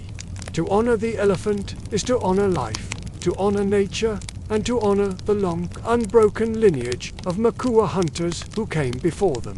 This lesson is silent, yet it is insistent. It becomes woven into the very rhythm of their heartbeats and echoes in the soul of the forest.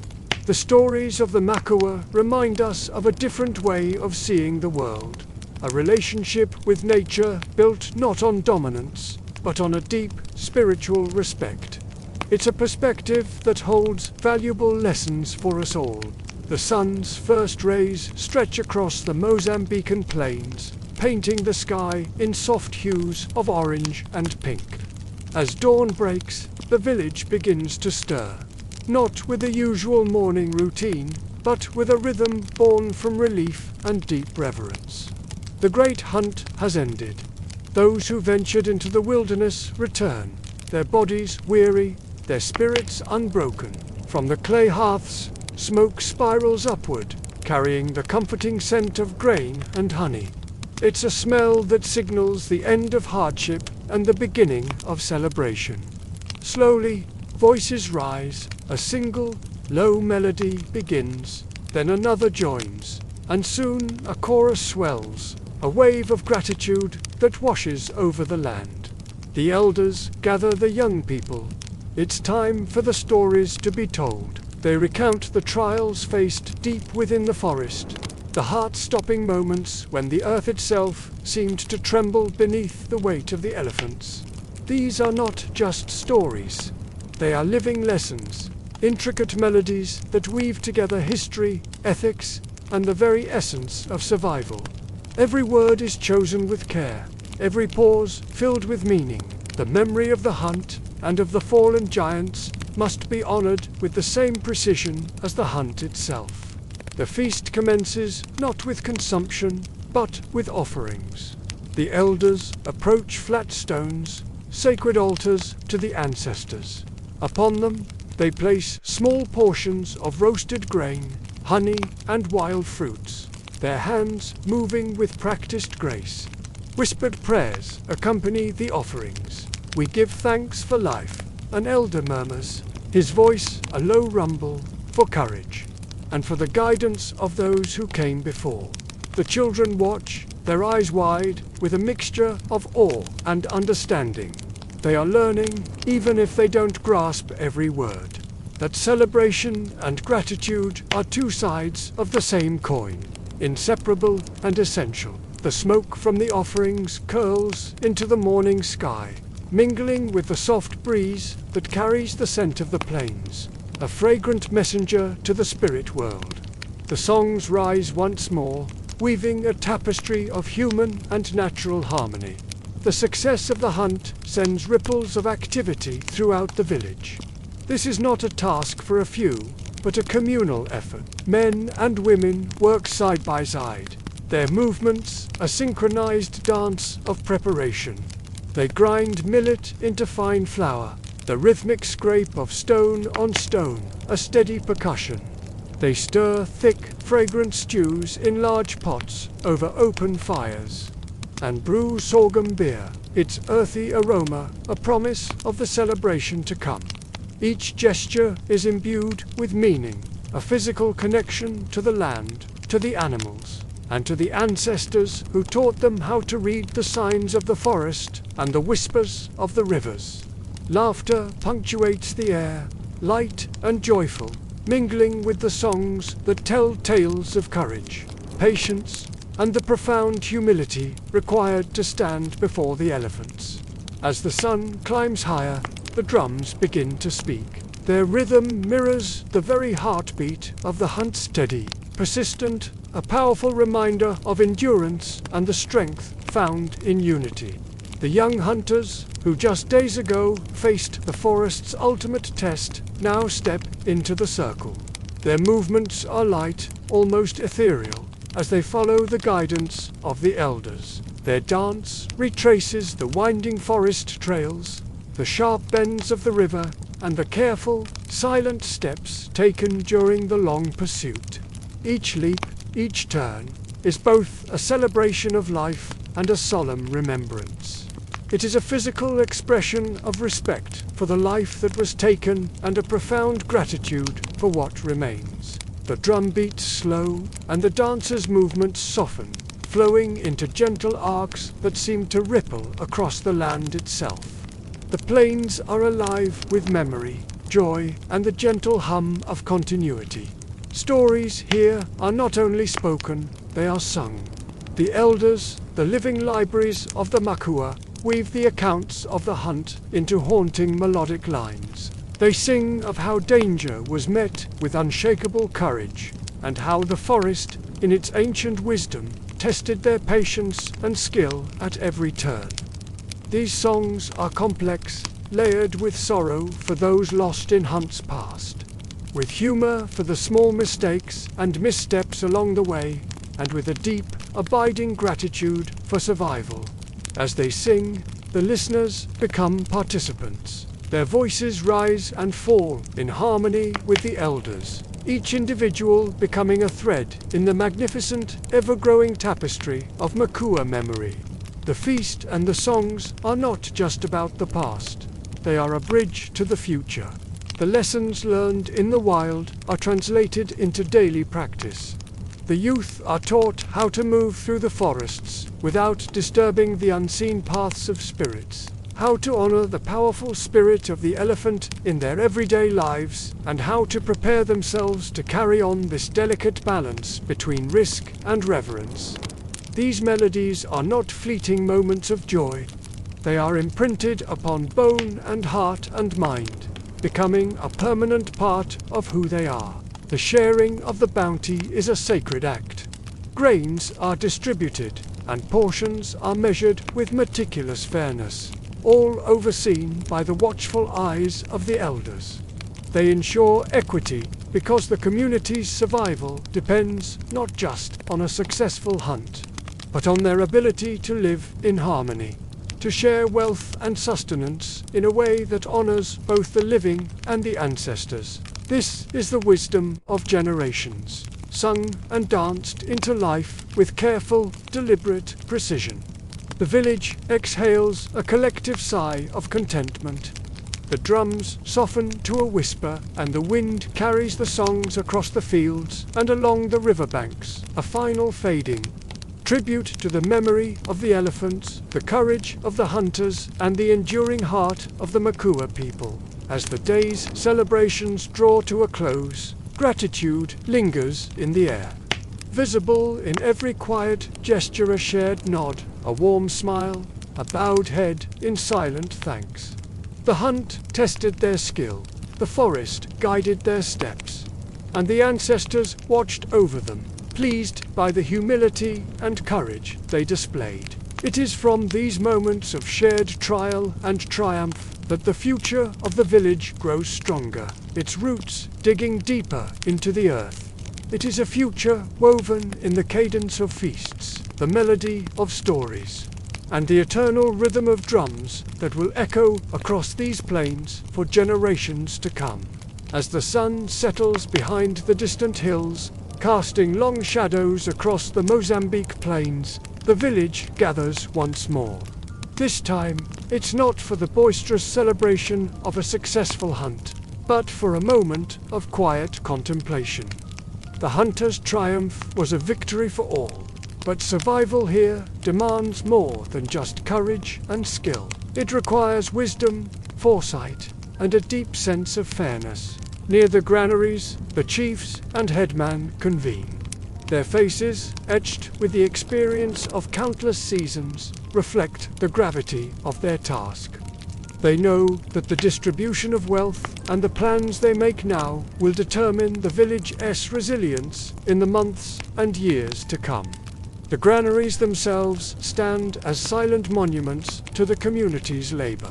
They are heavy with stored grain, precious ivory, and other spoils of hard work. Each sack, each tusk, represents hours of sweat, dangers faced in the vast forests, and lives dedicated to the preservation of their people. The elders inspect the stores with meticulous care, ensuring every portion is accounted for. It's a delicate balance they must strike between satisfying immediate needs and securing the future. In this moment, they are more than leaders. They are the living embodiment of justice, the guardians of communal harmony, and the transmitters of ancestral wisdom passed down through generations. Let's just pause here for a moment. Feel the stillness in the air. The dust kicked up by the day's activities settles slowly on the thatched roofs. A quiet hum of anticipation fills the space between the huts. The villagers watch on with profound respect, understanding that leadership is both a heavy burden and a sacred blessing. It's the thread that weaves together the past, the present, and the future into a single, unbroken tapestry of community life. The chief's deliberations are not held behind closed doors. They are conducted openly, a lesson in transparency for all to witness. Key decisions are weighed and discussed. How much grain must be set aside for the next planting season to ensure a future harvest? How much ivory should be traded with neighboring villages for other essential goods? And, crucially, how will they support those who labored just as hard but were unable to participate directly in the hunt, like the elderly or the infirm? The women of the village play an indispensable role in this process. They bring forth their specialized knowledge of preservation techniques, passed from mother to daughter. They know exactly how to keep the grain dry and safe from rot, how to protect the precious stores from pests and the relentless heat, and how to allocate daily portions with an equity that ensures no family goes hungry. Meanwhile, the young men of the village learn the intricate rhythms of these decisions. They watch, they listen, and they ask questions, slowly understanding that true leadership is untitled Ivory given it as a lifelong apprenticeship built on experience, careful reflection, and a profound sense of humility. The elders often share stories from past seasons, cautionary tales of when mismanagement or arrogance led to scarcity. They remind everyone that the forest and the plains, while generous, are also unforgiving. Elephant herds can change their migration routes. Rivers can shift their course without warning, and the weather can turn suddenly, bringing drought or flood. Every choice must therefore balance the immediate relief of hunger with the long-term, enduring stability of the entire community. Through these thoughtful acts, leadership becomes both a moral compass pointing towards justice and a practical guide ensuring survival. It is a sacred covenant made with the ancestors and the land itself. Let's pause again. Imagine the gentle breeze stirring the tops of the grain in the open granaries. It carries the faint, earthy scent of the harvest, a fragrance of earth and life. It's almost as if the land itself is whispering its approval, acknowledging the careful stewardship of its gifts. Trade is another critical test of a leader's wisdom. Ivory, a resource both precious and rare, must be handled with the utmost prudence. The chiefs consult with seasoned traders and trusted messengers, meticulously negotiating deals that will bring sustenance and resources to the village without overextending its reach or inviting conflict with its neighbors.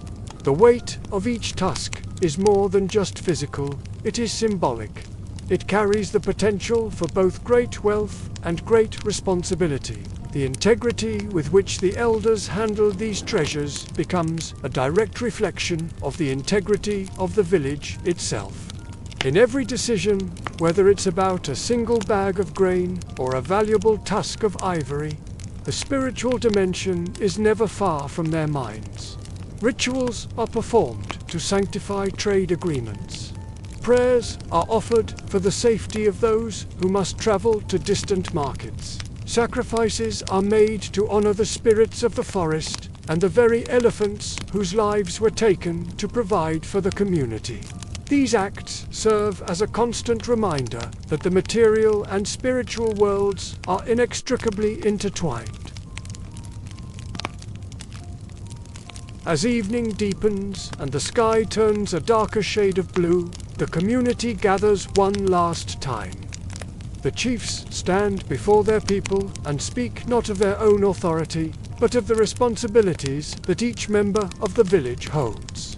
They urge the youth to show respect for the land that feeds them, for the animals that share it with them, and for the elders who guide them with accumulated wisdom. They remind everyone that the hunt is not an end in itself, but merely one part of a greater cycle, a cycle of courage, respect, celebration, and careful preparation for the future that lies ahead.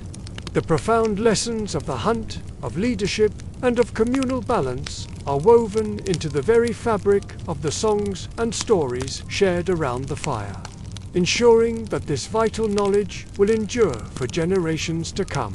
The first stars begin to emerge, casting a faint silver glow over the vast plains. The fires in the village center crackle softly, their light dancing on the faces of young and old. A collective sigh of contentment seems to pass through the village, a quiet confidence that the community is strong, that its resources are safeguarded, and that the wisdom of the ancestors continues to flow through every decision made.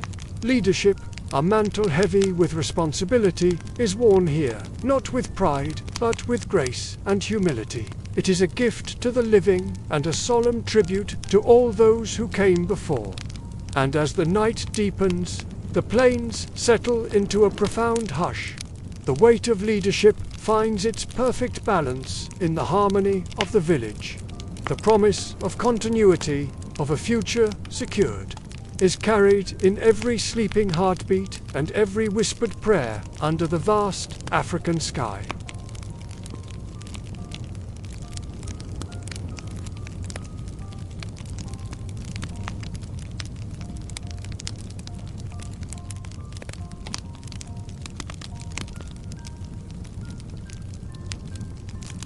As the African sun dips below the horizon, the Mozambican plains are draped in a velvet cloak of night.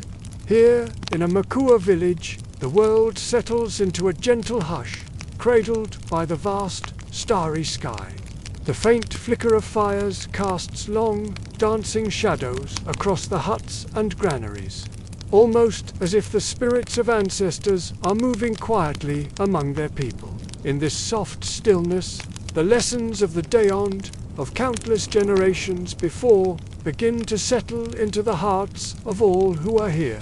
The hunters, weary from the day's trial of tracking and confronting the great elephants, now rest with a quiet sense of purpose.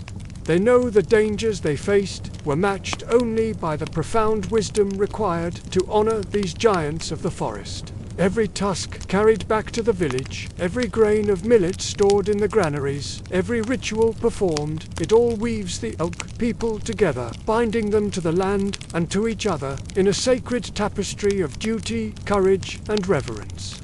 The elders' guidance has ensured that no act of bravery was in vain, and no sacrifice was wasted.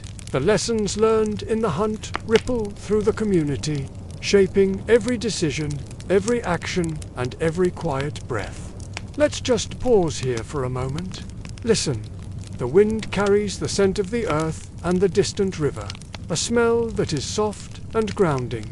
The night itself seems to hum a lullaby, a song that has been sung for countless seasons. In this profound stillness, you can almost feel the connection between the life that was taken and the life that is preserved, between the mortal and the divine, between raw courage and deep humility.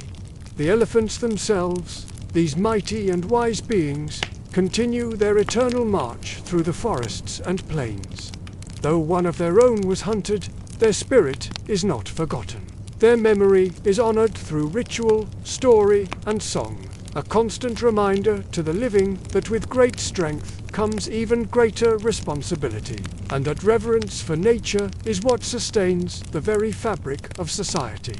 As each hunter reflects on the day's endeavors, their thoughts are tinged with gratitude and respect for the animal, for the land, and for the guidance of the ancestors whose eyes watch quietly from beyond the veil of stars. Communal life here in the village thrives on a delicate balance, one carefully maintained by the leaders and the elders.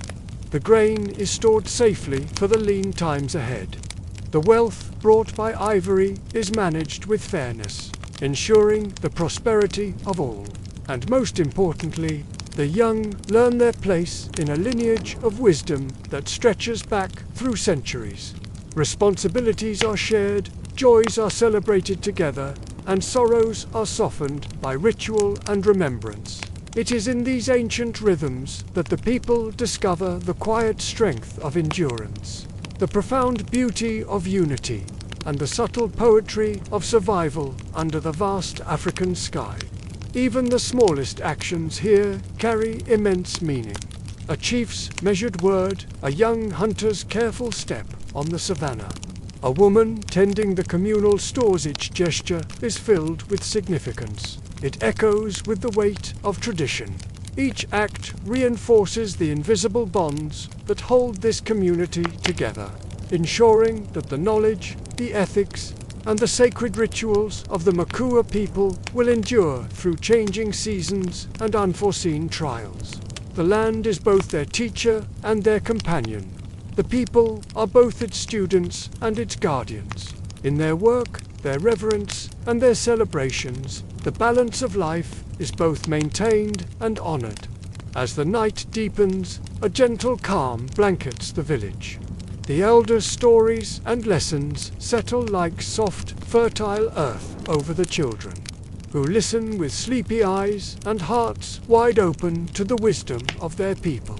The fire crackles one last time before dimming to embers, and the whispers of the ancestors seem to mingle with the cool night breeze, carrying with them a sense of assurance, guidance, and the quiet insistence that the cycles of life, of the hunt, of the harvest of respect will continue unbroken. Let's pause again and just listen. The distant calls of nocturnal creatures rise and fall in perfect rhythm with the heartbeats of the sleeping community. It's a lullaby of endurance and connection, a sound that stretches across the plains, across generations, across time itself. And as the village finally settles into deep slumber, as eyes close and minds drift toward dreams, there is a comforting awareness in the air. The land has been honored, the people are safeguarded, and the spirits of both the hunters and the elephants are at peace. The Makua have faced danger with courage. They have honored their sacred traditions, and they have safeguarded their community for another day. In this quiet, peaceful night, the lessons of courage, respect, leadership, and balance sink gently into every heart, preparing them all to awaken stronger, wiser, and more deeply grounded in the ancient, life-giving rhythms of this land.